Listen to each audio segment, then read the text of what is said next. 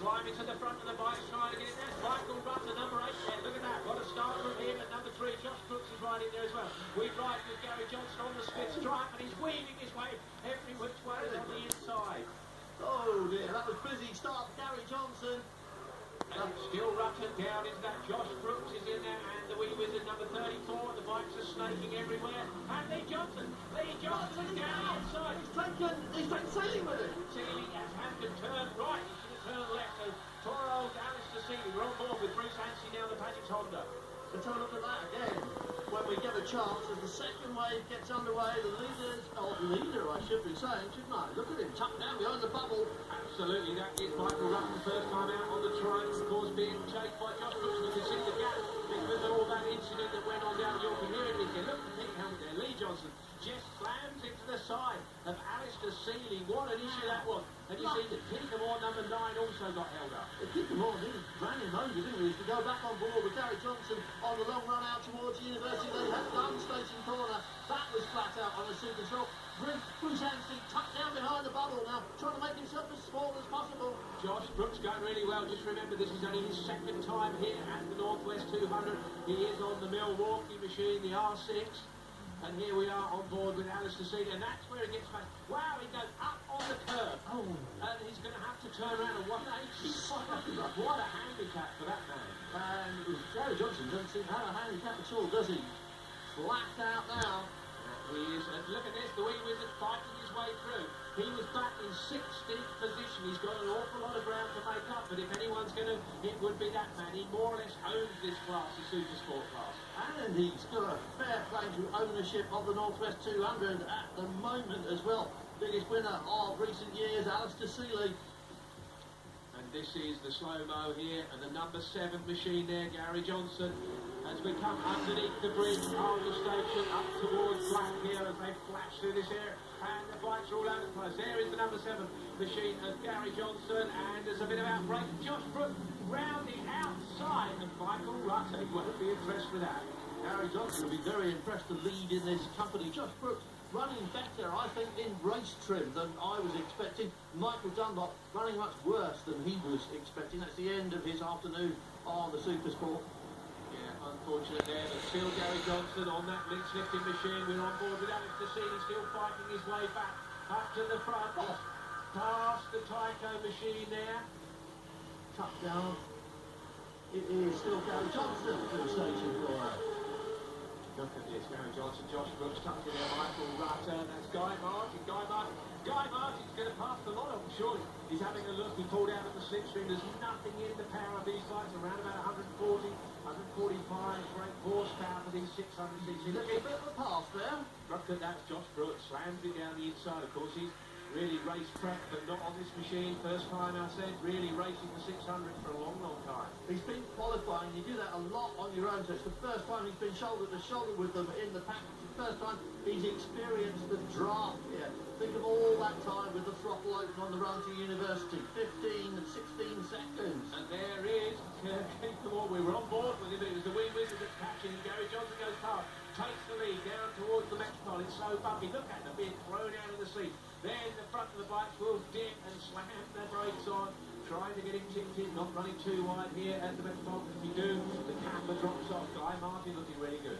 Guy Martin coming on strong then. Gary Johnson stronger than we expected. Alistair Sealy bringing them in from behind as the laps unfold.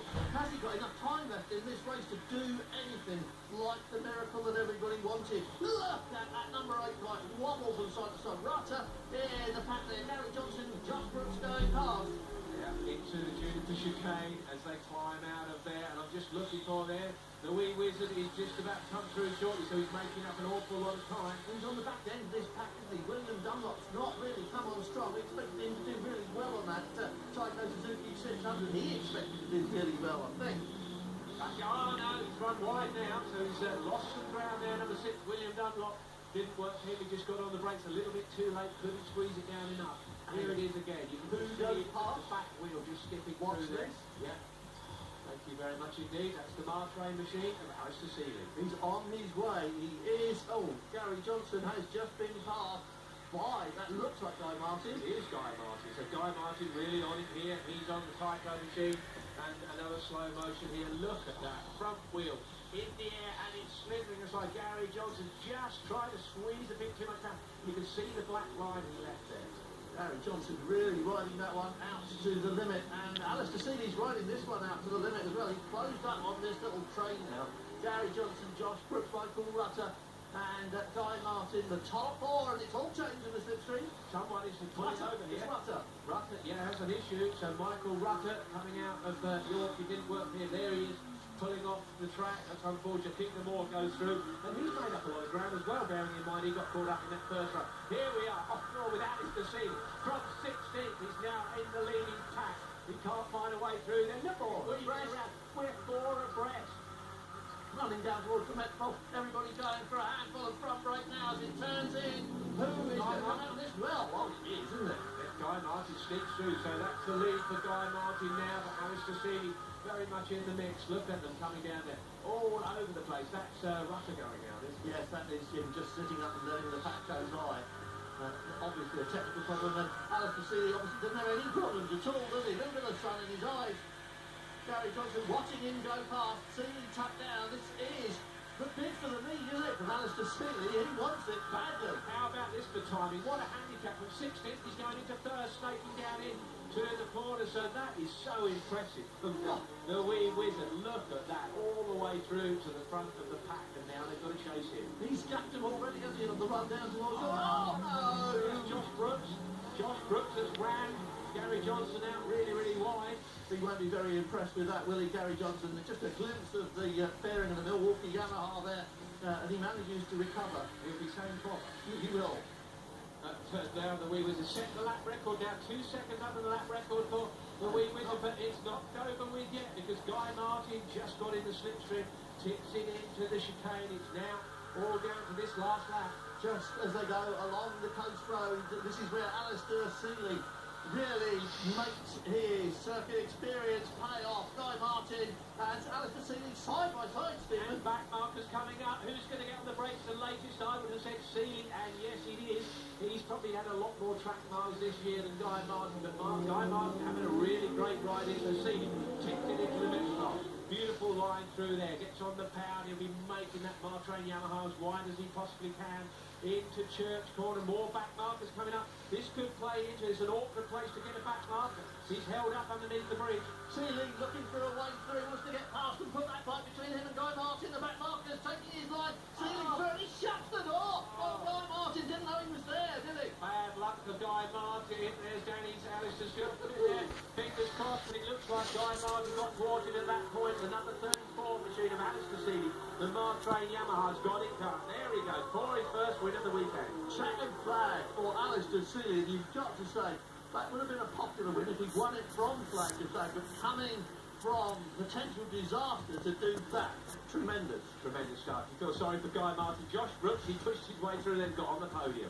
William Dunlop, Peter Moore, Michael Rutter eventually finishing in sixth. I could see them, the pack, and they just picked them off one by one and caught the lead and bunch, and you know, it was a good race, you know, coming from that far back. It's testament to the team and the boys around me.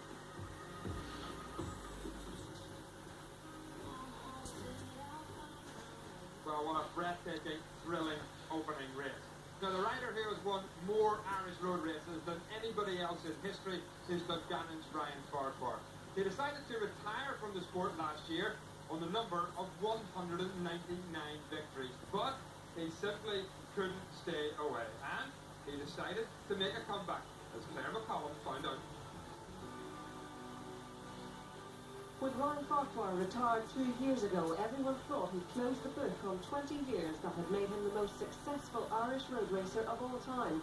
But at Tandragee 2 weeks ago, the maestro returned. Emotional. I said I was going to knock it in the head to spend more time with my family. Like I've said many times, anybody that races a motorbike, especially road races, they're very selfish, you know, and I'm more selfish than anybody else.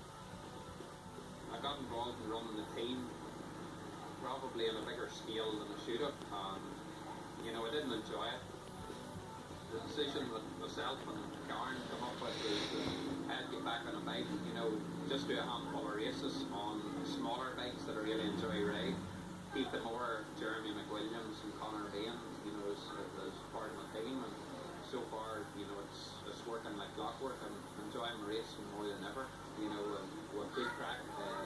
Jeremy, the old man in the team, you know, the Grand Prix superstar, he has a lot to listen to, you know, from us road racers. Keith was, I'd say, he was the biggest rival I've ever had, you know, especially in my national road racing career.